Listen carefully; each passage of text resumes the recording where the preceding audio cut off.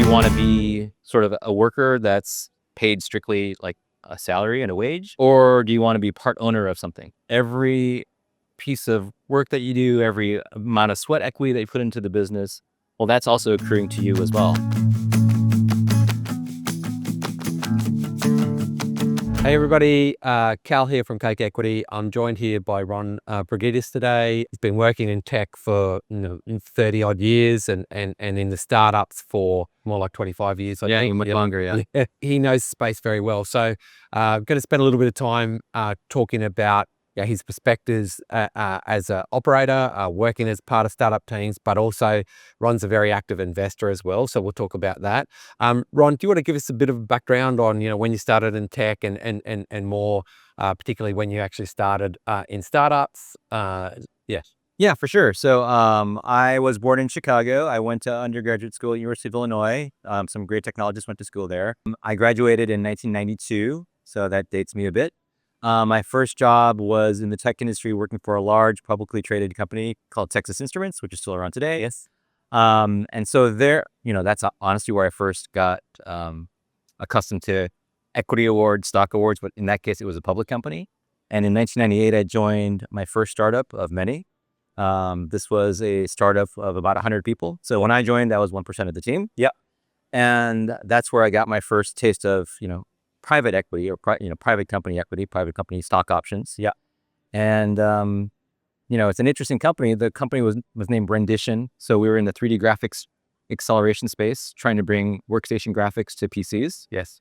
And this was 1998, like I mentioned. And so it was an interesting sort of battlefield of who was out there. It was Rendition and 3DFX and ATI and S3 and a small company called NVIDIA as well. And so we were all going for accelerated graphics. Yes. But yeah, it was an amazing time. I guess that was one technology wave that I rode. Yeah. And then subsequent ones afterwards. But that was my first taste of private equity. And frankly, that one was a great experience. Within about a year and a half, we were acquired by Micron Technology. Yeah. So all of our equity was liquid. And, we essentially traded our equity for Micron's publicly traded stock. Yeah. And with that acquisition, that got me hungry to do more in the startup space. So I've joined startups sort of ever since then. Nice.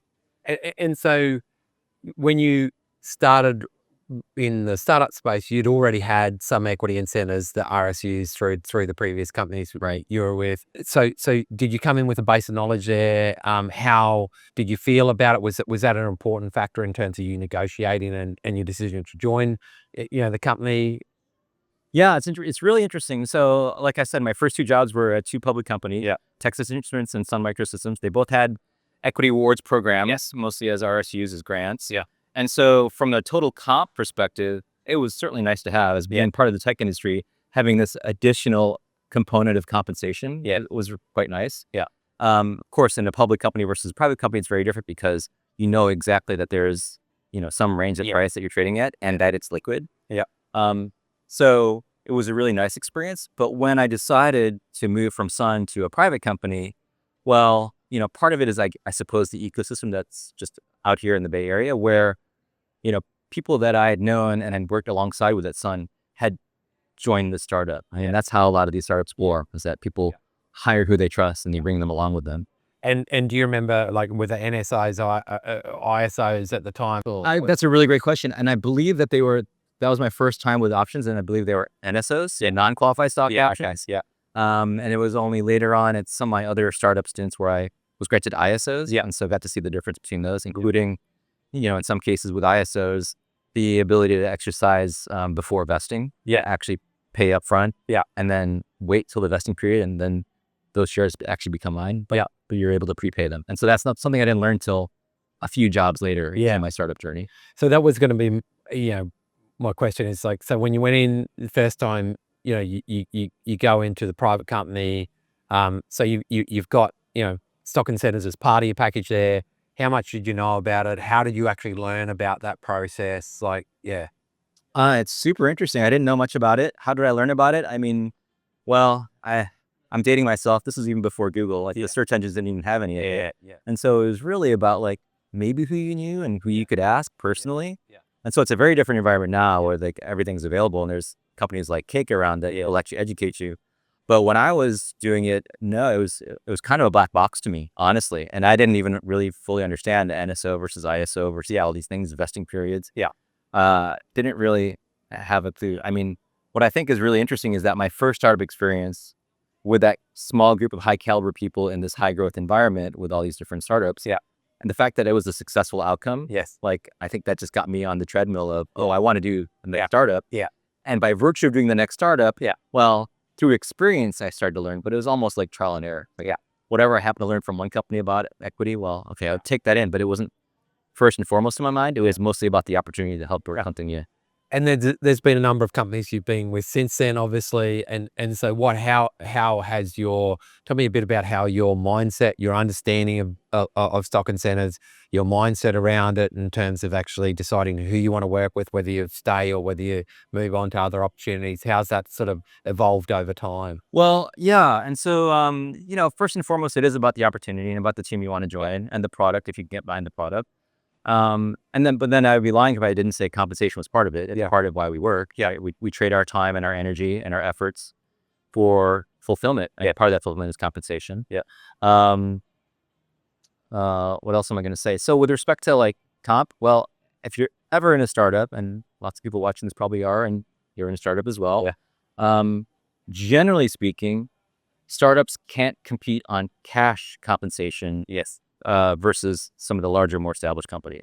And so what is the trick that startups have up their sleeve? It's this promise of this part ownership of the company, where if you work hard enough and you achieve the goals for the team, then that equity is worth money. And so that's the arbitrage is, you join the startup and maybe take a haircut in terms of the cash compensation, but the equity reward, your part ownership of this business is such that it's up to you to make this equity component worth much more. And hopefully in the long run, that's actually where you make most of the gains. If you happen to hit it lucky and hit a great team. And obviously, one of the other factors, I think, particularly if you're then on ISOs, is you can pick up very favorable tax treatment as you go through that process as well. That's right. I mean, that's something that I learned over time. And like I said, I've been through different startups. Salesforce was a startup at one point, and I joined Salesforce. And at Salesforce, again, I had NSOs. But I'd gotten maybe a little bit more savvy in terms of at least knowing that there was a thing called ISOs out there. But in the life cycle of a startup, probably initially there's ISOs, but then at some point it gets maybe more complicated. And as you get more employees, then you can no longer really offer ISOs just because it liquidates the company too much. And so you go to NSOs, then at some point in the company's life cycle, then you stop giving options, and then you go to outright grants or RSUs. And you can have private RSUs. And then hopefully that's along the way of going public, where you're into the public equity realm. You did mention earlier on just about the choices that you can make, early exercise and things like that. That's one thing that I find a lot of operators, a lot of team members that I'm talking to aren't even aware of those sort of things until they've been through it once or twice or whatever. So can you talk a little bit about that and maybe when you kind of understood that and some of the things that you might have done, around? Yeah. And it's interesting because, there's at least when I was going through it, there was sort of this pyramid of knowledge about equity. And essentially, it's not necessarily fair, or at least not when I was going through it, but the higher up you are when you're joining a company, let's say or the earlier you are, there's more options available to you. But then of course, if you're joining as like head of engineering or head of product or the chief revenue officer, in some cases, there's specific terms that are more available to execs joining startups than the rank and file. And it depends on the startup. It depends on their policies. But perhaps the more tenured, more seasoned, perhaps more because of all their experience, the more savvy people are around equity, they can start to ask these startups questions about these particular things. And so if I were joining a startup in a leadership capacity, and I also have friends or former colleagues of mine that are also leaders at different startups, that's how we start to share like some of the information of, oh, well, I'm going to join this startup. What should I be thinking about? What should I be talking to them about? And in some cases, a former colleague of mine will say, well, you should make sure that you ask if you can early exercise, and you can find out like, what the current valuations of the company is, how many shares are outstanding, right? What percentage ownership you have. These are all things that are generally like, some of the terms are behind curtains, you get a black box. Yeah. And some of the items like, early exercise, maybe those aren't generally available. Maybe they're on an exception basis. Yeah. And then it also goes all the way, maybe even towards the latter part, or like maybe the exit part of a startup's life cycle, where maybe there's a liquidity event or an exit event. Yeah. Whether that's a public flotation or acquisition by another company. And so there's even terms around that in terms of what happens to your equity that you can ask for. Yeah. Yeah. Yeah. Nice. And given your experience and what you've gone through, if you're talking to someone joining a startup now and they haven't had experience with stock incentives previously, they had some awareness of it. Kind of what advice would you give them in terms of how they actually think about that and what's important? Yeah. Yeah. I mean, and I wouldn't even talk about the numbers or calculations right out the gate. I wouldn't start there. I mean, you could. That's like more the accounting way to think about it, or like the math way to think about it. But maybe at a more abstract level is, do you want to be sort of a worker that's paid strictly like a salary and a wage? Yeah. Or do you want to be part owner of something, part owner of a business? Yeah. Yeah. Right. And so part of that is self-satisfaction. But then also behind that too, or alongside that is, well, every piece of work that you do, every amount of sweat equity that you put into the business, well, that's also accruing to you as well. Yeah. Frankly, that effort you put into strengthens your ownership, makes the whole business better. Yeah. And so I do think that's really one of the secrets of startups. Of course, there's lots of startups form. Yeah. Most of them fail. A lot of them fail. Yeah. Some succeed astronomically. Yeah. And so, it's those outliers that succeed astronomically, like an Apple, like a Google, right? Like a Facebook, now Meta, where your ownership really can be accretive. Yes. But I wouldn't necessarily lead with that. Yeah. Something to keep in your mind. Yeah. Yeah. Yeah. But I would take it all the way back to, am I just going to be paid a wage for the hours that I put in? Yeah. Of which there's limited hours in the day, and limited number of hours that any one person can work? Or am I going to work for the wage, but also this ownership? Yeah. And hopefully you help build a company that, frankly, keeps on growing even after you stop working there. Yeah. Yeah. Right. Yeah. Nice. So that's how it started. And then get into the numbers and like find all the educational bits about how equity works. Yeah. But I would just boil it back to that very simple premise of, is it an employer and an employee relationship and I am the employee, or am I employee but also a fractional owner of this business? Yes. Kim, CEO of Cake, has a great term. I think he talks about a team of many founders, right? So it's like, I think that's a really it kind of encapsulates what you're talking about. Are you are you an employee, or are you actually a mini founder who's contributing to the overall, the long-term success of the business? Yeah. And I think it engenders more loyalty, more dedication, honestly, more pride of ownership, versus someone that clocks in and clocks out. And I'm not suggesting that anyone that's listening to this only thinks about that, but the structure of ownership just reinforces the fact that, this building, this company that I'm building, well, I care about it. I'm going to put the extra effort in because at the end of the day, I own part of it. Yeah. And not just I own it, but if you and I are working together, then I'm helping your part of the business work forward and vice versa. Yeah.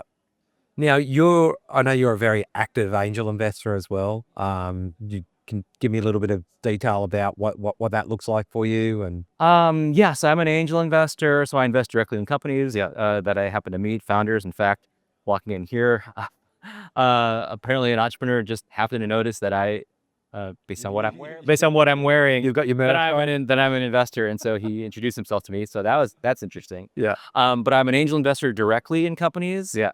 I'm also an investor as a limited partner, an LP, in a few venture funds as well. Yeah. Okay. So, thinking about this from a founder's perspective, the equity incentive side, what advice did you give to founders around how they actually think about, stock incentives and actually what role that plays in terms of attracting and retaining talent and getting the most out of their team? Yeah, no, absolutely. And I'm going to assume, maybe I shouldn't assume, but it's very important. I mean, again, as a startup, you have limited funds. Yeah. I mean, like actual, currency, actual what's in your treasury. And so you need to make those funds last as long as possible to reach your next milestone. Yeah. And so what is the other currency that you can pay employees with, if not cash? Yeah. It's got to be equity. And so it has to be part of the equation. Yeah. And honestly, like as an entrepreneur, assuming you're a tech entrepreneur, this is where you hear it most. You're also probably taking less pay than the market would pay you. Yeah. So opportunity cost for building this company. Yeah. And so, it's the ownership that you're building. And this is why you're potentially raising VC funds, is you're looking for someone to help you on that path to grow this business. And of course, there's entrepreneurs of all stripes. There's entrepreneurs all over in different forms. You can own a restaurant and be an entrepreneur. Yeah. But of course, restaurateurs generally don't have equity. They probably don't aren't raising money from VCs. They're not doing all these things, but very specific to, tech and other industries where there is this funding model and there is this equity. Well, you have to think about it. I think it's front and center of what you're doing. And so, it's something you have to plan for. And you have to have some portion of equity that's cordoned off for equity for employees, your employee option pool. Yeah. And, frankly, if you have the right VCs around the table, they will also advise you for that too. Yeah. Because if they're investing money in you, they want to make sure that you can attract talent. Yeah. And so if you don't have enough of that employee option pool reserved after the round, most VCs, if they're doing the right thing, they will insist upon it. Yeah. Now, you're a product guy, right? So like, I know you're very passionate about the user experience and that. I imagine over time, maybe the visibility around the stock incentives you had or whatever might have been pretty opaque early on. I think nowadays, like at Cake, one of the things we really lean into and part of our mission is helping founders and their teams bring the motivation of equity to life. And that's education, it's visibility, etc. Yeah. Do you have any insights on that? Like, maybe where you had some good experiences, maybe where there was opportunities where it could have been done better. I mean, I have a lot of experiences. Again, I'm dating myself. I joined the tech industry in 92. I joined my first startup in 1998. This is before there were actually platforms to manage equity. So it was all on spreadsheets. It was all on, I guess, forms and paper. Right. I'm trying to remember. Like there was no central place where I could log in and look. There wasn't a check cap my table equity. platform. There was no cap table platform, at least not that I know of. Yeah. And so no, it was very opaque. Like I think I would probably just wait for almost like the monthly or whatever quarterly notice from HR about like certain things vesting, and even then it'd be like, okay, I still don't understand what this is, and put that in my file. Yeah. Right. Yeah. So that's how it was. And then I guess maybe fast forward to today where, Cake is a great example of it. There's other platforms out there as well where every employee, every investor can now log into a system of record and actually see, depending on your visibility, at least your own holdings, your own share, your own strike price.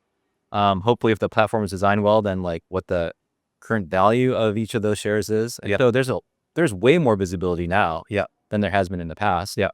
And, I think it's putting the power back in terms of like the employees as well as the investors too, but all the stakeholders in the business in terms of just that communication. Yeah.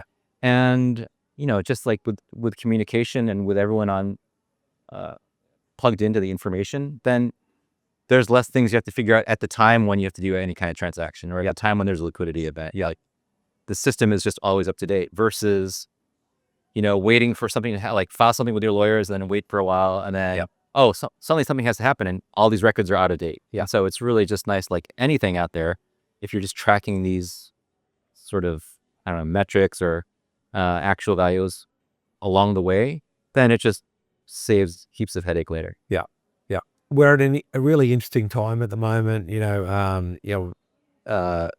lot of change going on with, AI being rolled out, a couple of years ago, we obviously had, big bubble in terms of valuations, and then we've actually seen valuations come down quite a lot. So all of those things have kind of an impact, particularly, if you're given stock incentives at a higher valuation and maybe they're actually not looking as attractive now. Yeah. There's still some companies that may have a little bit of that overhang. Yeah. And then we're going into an environment where potentially the team size is actually looking a bit different, or certainly the amount of attraction you can actually achieve as a startup with less people looks a little bit different.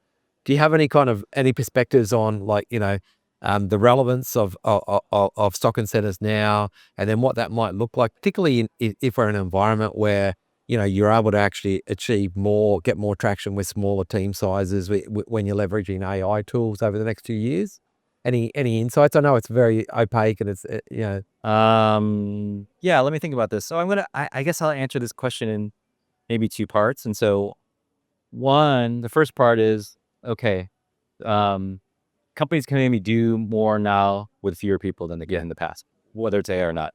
The ability of startups to do more with fewer people or fewer resources and still have a great impact. Yeah. I actually think that's consistent with startups throughout time. Like, who knew that two guys named Steve in a garage would build a hobbyist computer and sell it at these little hobby shows, and then that would end up being one of the most important companies, and in fact one of the most valuable companies today. Yeah. I mean, IBM didn't really see it coming, right? Yeah. So I think that what is the so-called disadvantage or potentially obvious disadvantage of startups?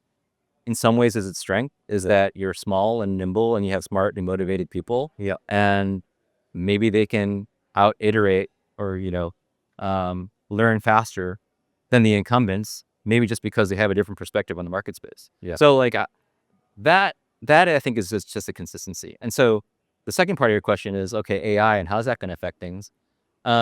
You say AI today in this day and age, but if you go back a few years, you could say the same thing about mobile, which is like, oh, Yeah. well, now you can have a computing device in your pocket, and it's actually going to be able to browse the web just like your desktop can. Yeah. And so So it's just today's AI it's just the next wave, effectively, of and when we've had it's not the first and it won't be the last wave of that is exactly how I look at it. Yeah. Going all the way back, like there's these technology waves, Yeah. and the technology waves are each new technology wave or new way of doing things is disinflationary. It makes things cheaper or Yeah.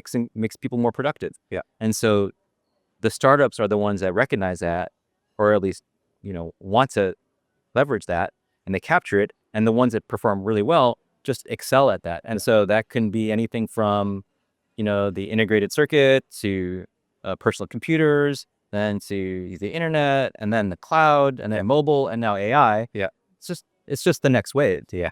And so, each one of these technologies is disruptive in the fact that it makes teams more productive. You can do more with fewer people, or you can reach more with fewer people. Yeah. Or maybe you can build more infrastructure with less effort because, you're leveraging the cloud. Whatever it happens to be, that is just, that's just par for the course for technology, and iteration, and innovation.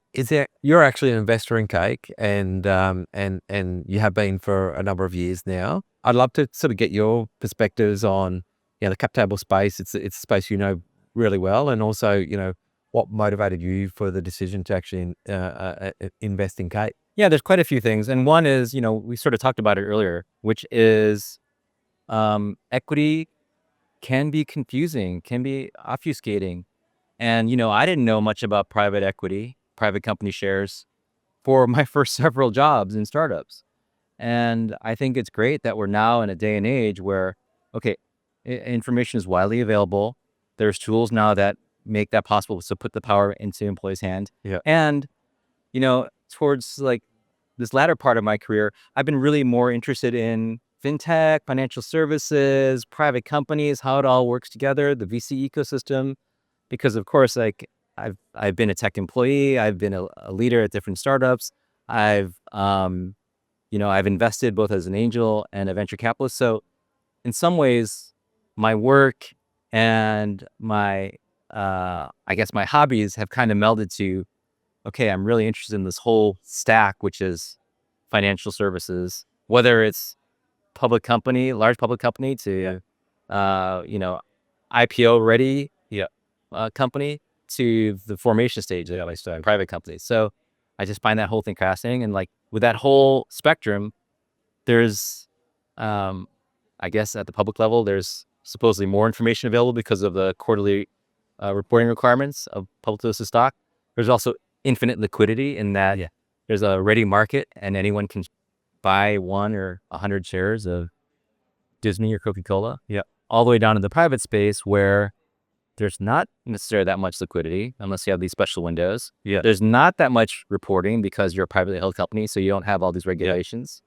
And there's a lot less knowledge too. And so I think that's just one aspect that I think is fascinating about just how companies are formed and how they're funded and how you have ownership, but you may or may not be able to actually exchange shares for cash depending on where you are in the company's life cycle. So I just find that very fascinating. And so when I heard about Cake, I thought, well, this is an interesting company, and I've had experiences with other cap table companies before. And cap table is not even necessarily, it doesn't roll off your tongue. It is the ledger of company ownership. And in this case, private company ownership. But the ledger of company ownership for a publicly held stock, it's just out there in the public markets. And so I just find it's a very interesting company at the intersection of some of the things I care about. And I find are interesting. And, also since Cake is an Aussie founded company, look, at one point I was at an Aussie funded tech startup. And so I still have an affinity for the land down under. I love it. And so I also wanted to invest. But then more broadly, some of the things I invest in, of course, I'm a consumer, but generally I invest in B2B kind of companies. I look for companies that provide new insights to its users, probably have some kind of productivity angle. And honestly, I look for companies where there's really strong product market fit. And so that's just like the lens I look at across the investment horizon. And, I happen to see that in Cake. Nice. And you mentioned liquidity there. I think that's one of the things that, I think everyone would like to see more liquidity opportunities for investors, but also for team members as well. So obviously at the public space, there's infinite liquidity because there's a ready market. And so what is liquidity? And, I'm not a finance guy, but like I've learned some things over my time. And so what is liquidity actually? It just means that there is someone that's willing to pay money and there's no obstructions for them paying money in exchange for that ownership. And so in public stocks, the exchanges take care of that. In private stocks, there are, because there aren't immediate liquidity events, that puts a bit of a stress in terms of your private company ownership. Like there's no ready market for it unless the company, in conjunction with some investor that invests in private companies, is willing to make a tender offer and say, right, I want to have ownership in Cake equity. And so therefore, I'm not only going to invest in shares directly from the company, then maybe I'll make a tender offer to any current holders of Cake equity and say, right, I'm willing to buy as well at the same price. And so that's one avenue whereby someone can be an employee at a private company and it can still be a private company, but you still get some liquidity. And so that process is there. And, the companies, the startups that have the most traction and have the most investor interest are more likely to have those kind of opportunities for employees. Not every startup has that capability. But, it's something that is a milestone in your way of developing the company to hopefully reach some other kind of exit event, whether that's a public flotation or a downright acquisition of the entire company. Last week, I was talking to some attorneys, and they were actually mentioning they've started to see some term sheets show up with clauses in there where investors wanting to control secondary sales and various controls over liquidity events. Probably not something we typically see. Wonder if you have any perspectives on that? Yeah, I do actually. And so this is also, I think, a fairly recent development in that as the cap table market has grown, as there's actually platforms where now you can track employee equity, there's also another class of new services, which is these private marketplaces that allow people to trade their shares. And so it's almost like the private equivalent of the NASDAQ or the NYSE, but dealing with private shares instead of public shares. And so there are these different marketplaces where these marketplaces are trying to match buyers and sellers of private company equity. And it's kind of a matchmaking service and a price discovery service. But because of this new class of private company marketplaces, now investors have to think about that in their clauses and like, do we want to allow this to happen, or do we want to put a clause in the equity grants that explicitly says the company or the investor has the right of first refusal on participating in that liquidity event? And so effectively like a countermeasure to the fact that there's this burgeoning industry that's trying to bring liquidity to private markets, private equity shares. So I think that's a relatively recent development, but like, as things change in the landscape, then all the players adapt to the new game and and act accordingly. Nice.